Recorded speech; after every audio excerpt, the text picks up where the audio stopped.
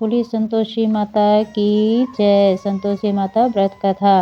एक बुढ़िया थी जिसके 7 बेटे थे। उनमें से 6 कमाने वाला था और एक निकम्मा था। वह बुढ़िया उन 6 को अच्छी रसोई बनाकर बड़े प्रेम से खिलाती, पर 7वें को बचा कुचा जूठा खिलाती थी। परंतु वह भोला था, अतः मन में कुछ भी विचार नहीं करता था। एक दिन वह अपनी पत्नी से बोला, देखो मेरी माता को मुझसे कितना प्रेम है।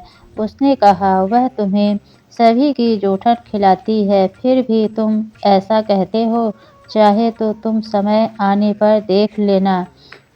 एक दिन बहुत बड़ा त्योहार आया। बुढ़िया ने 7 प्रकार के भोजन और चूरमे के लड्डू बनाए। 7वां लड़का यह बात जांचने के लिए सिर दुखने का बहाना करके पतला कपड़ा ओढ़कर सो गया और देखने लगा।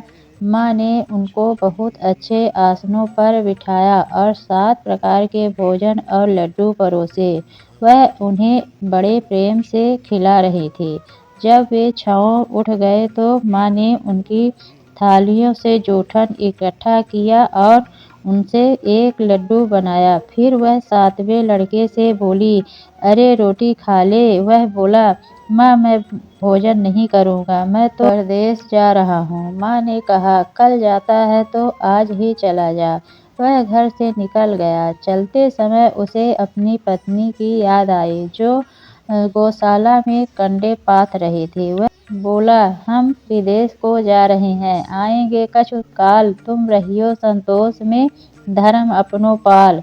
इस पर उसकी पत्नी बोली, जाओ पिया, आनंद से हमारी सोच हटाएं। राम भरोसे हम रहें, ईश्वर तुम्हें सहाय। देहु निशानी आपनी, देख धरूं मैं धीर। सुधि हमारी न बिसरइयो, रखियो मन गंभीर।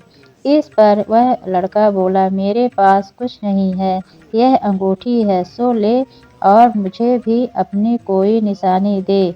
वह बोली, मेरे पास क्या है, यह गोबर भरे हाथ है। यह कहकर उसने उसकी पीठ पर गोबर भरे हाथ की थाप मार दी। वह लड़का चल दिया। ऐसा कहते हैं, इसी कारण से विवाह में पति पत्नी की पीठ पर हाथ का छापा मारते हैं।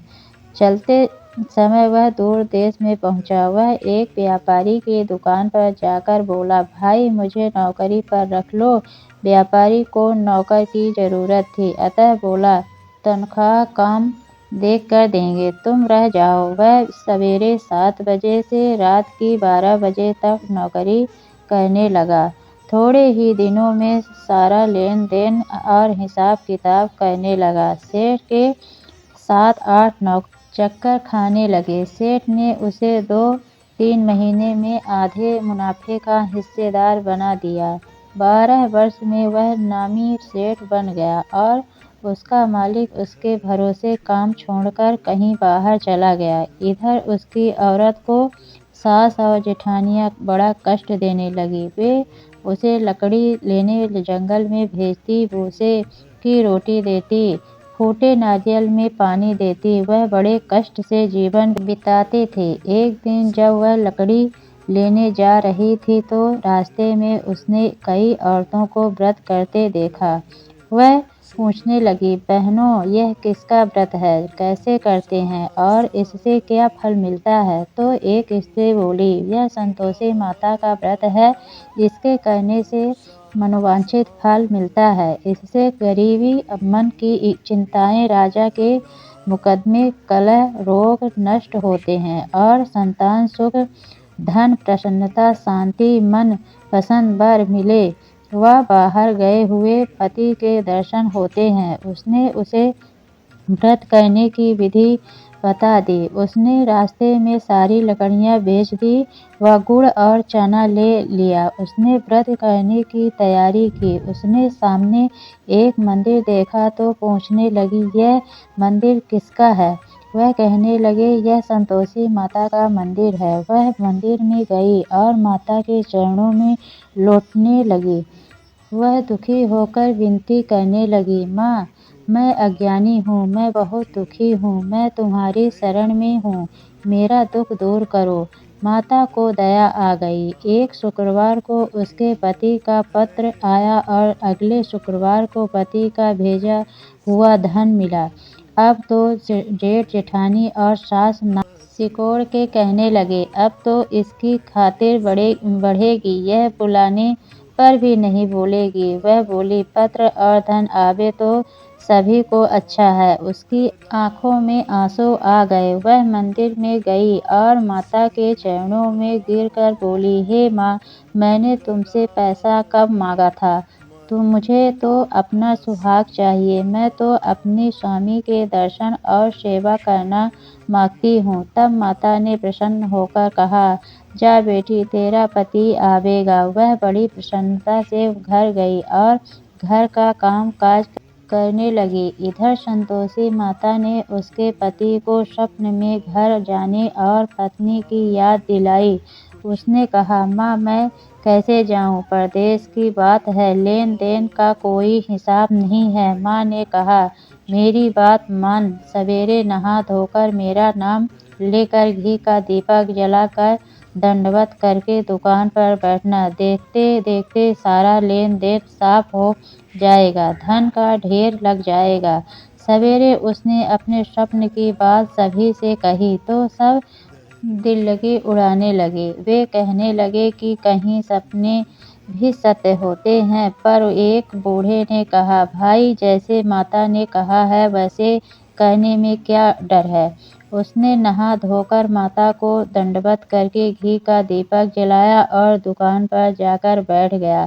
थोड़ी ही देर में सारा लेन देन साफ हो गया, सारा माल बिक गया और धन का ढेर लग गया। वह प्रसन्न हुआ और घर के लिए गहने और सामान वगैरह खरीदने लगा। वह जल्दी ही घर को रवाना हो गया। इधर बेचारी उसकी पत्नी रोज लकड़ियाँ लेने जाती और रोज संतोषी माता की सेवा करती। उसने माता से पूछा, हे माँ, यह धूल कैसी उड़ रही है? माता ने कहा, तेरा पति आ रहा है, तू लकड़ियों के 3 बोझ बना ले। एक नदी के किनारे रख, एक यहाँ रख और तीसरा अपने सिर पर रख ले। तेरे पति के दिल में उस लकड़ी के गट्ठे को देखकर मोह पैदा होगा। जब वह यह रुक कर नाश्ता पानी करके घर जाएगा, तब तू लकड़ियाँ उठाकर घर जाना और चौक के बीच में गट्ठर डालकर जोर जोर से 3 आवाजें लगाना। सासू जी, लकड़ियों का गट्ठा लो, भूसे की रोटी दो और नारियल के खोपड़े में पानी दो। आज मेहमान कौन आया है? इसने माँ के चरण छुए और उसके कहे अनुसार सारा कार्य किया। वह तीसरा गट्ठा लेकर घर गई और चौक में डालकर कहने लगी, सासू जी, लकड़ियों का गट्ठा लो, भूसे की रोटी दो, नारियल के खोपड़े में पानी दो। आज मेहमान कौन आया है?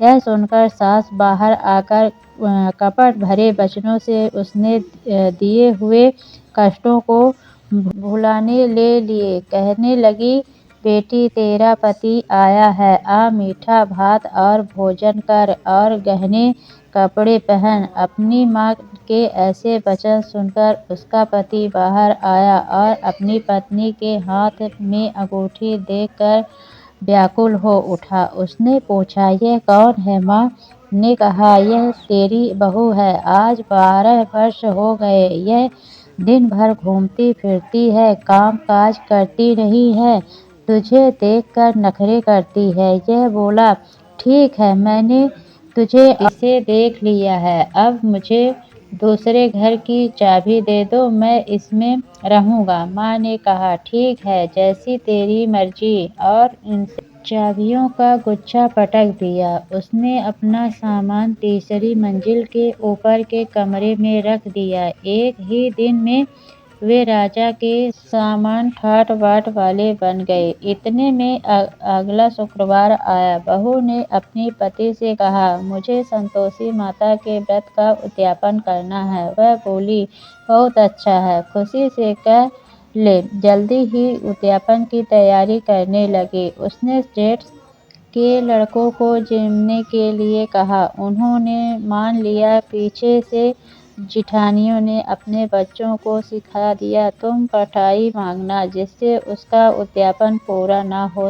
लड़कों ने जीम जीम कर खटाई मांगी। बहू कहने लगी, भाई खटाई किसी को नहीं दी जाएगी, यह तो संतोषी माता का प्रसाद है। लड़के खड़े हो गए और बोले, पैसा लाओ। वह बोली, कुछ न समझ सकी उनका क्या भेद है। उसने पैसे दे दिए और वे इमली की खटाई मांग कर खाने लगे। इस पर संतोषी माता ने उस पर रोष किया। राजा के दूत उसके पति को पकड़ के ले गए। वह बेचारी बड़ी दुखी हुई और रोती हुई माता जी के मंदिर में गई और उनके चरणों में गिरकर कहने लगी, हे माता, यह क्या किया? हंसा कर अब तो मुझे क्यों रुलाने लगी? माता बोली, पुत्री, मुझे दुख है कि तूने अभिमान करके मेरा व्रत तोड़ा है और इतनी जल्दी सब बातें भुला दी। वह कहने लगी, माता, मेरा कोई अपराध नहीं है, मुझे तो लड़कों ने भूल में डाल दिया। मैंने भूल से ही उन्हें पैसे दे दिए। माँ, मुझे क्षमा करो, मैं दोबारा तुम्हारा उद्यापन करूँगी। माता बोली, जा, तेरा पति रास्ते में आता हुआ ही मिलेगा। उसे रास्ते में उसका पति मिला। उसके पूछने पर वह बोला, राजा ने मुझे बुलाया था, मैं उससे मिलने गया था। वे फिर घर चले गए। कुछ ही दिनों बाद फिर शुक्रवार आया। वह दोबारा पति की आज्ञा से उद्यापन करने लगे। उसने फिर जेठ के लड़कों को बुलावा भेज दिया। जेठानी ने फिर वही बात सिखा दी। लड़के भोजन की बात वह फिर खटाई मांगने लगे। उसने कहा, खटाई कुछ भी नहीं मिलेगी, आना हो तो आओ।